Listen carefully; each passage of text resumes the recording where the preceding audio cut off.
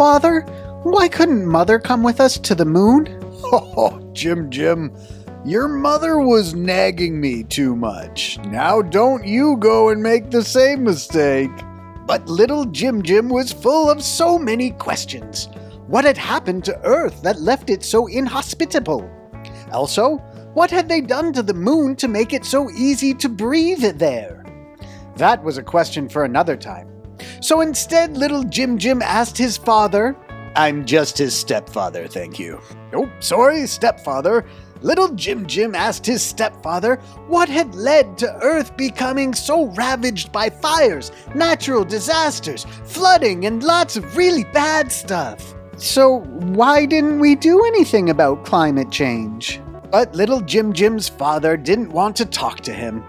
Instead, he opted to take a handful of space opioids and pass out. That's when a much nicer adult named Professor Sandals came in and told little Jim everything that happened. Well, you see, Jim, scientists had been telling our population for generations that climate change posed a significant risk, but our society didn't do anything about it because we're a bunch of dumb shits. So now some of us live on the moon, but most of us are totally dead. But what about the Paris Agreement or the Kyoto Accord? Oh, Jim, you naive little shithead. Those were just agreements. In neither case did enough countries take strong enough action to lower their emissions to prevent runaway climate change.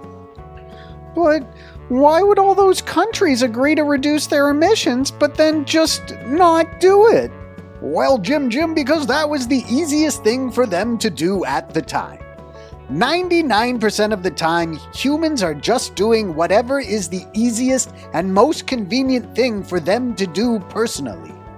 Well, I think it sounds like you have a pessimistic opinion of people. Maybe so, Jim, maybe so.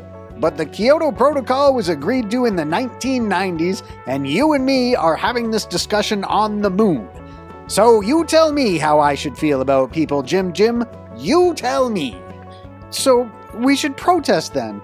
We should protest the governments that did nothing, the corporations that didn't lower their emissions. Again, Jim, you naive little shithead, it is way too late for any of that.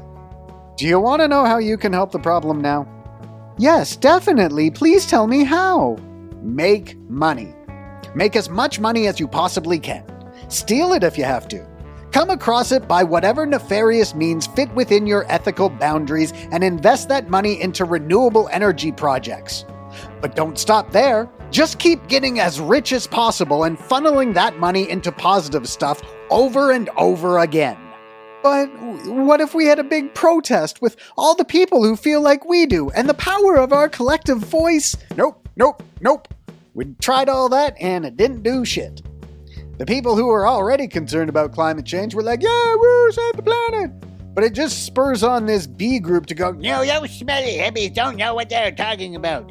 And then those people vote for a bunch of assholes that are just trying to placate these assholes. And look, money is all that matters. If everyone at your little protest held a bake sale in their neighborhood and invested the money they made into solar power or other renewable energy products, it would literally be infinitely more effective.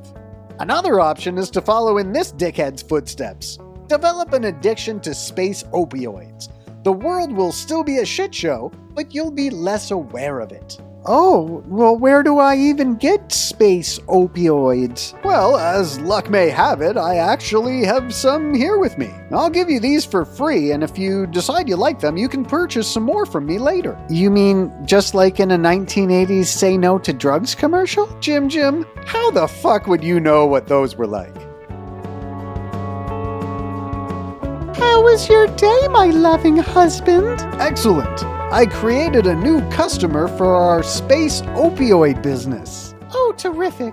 What did you say to him? I told him the truth and nothing more.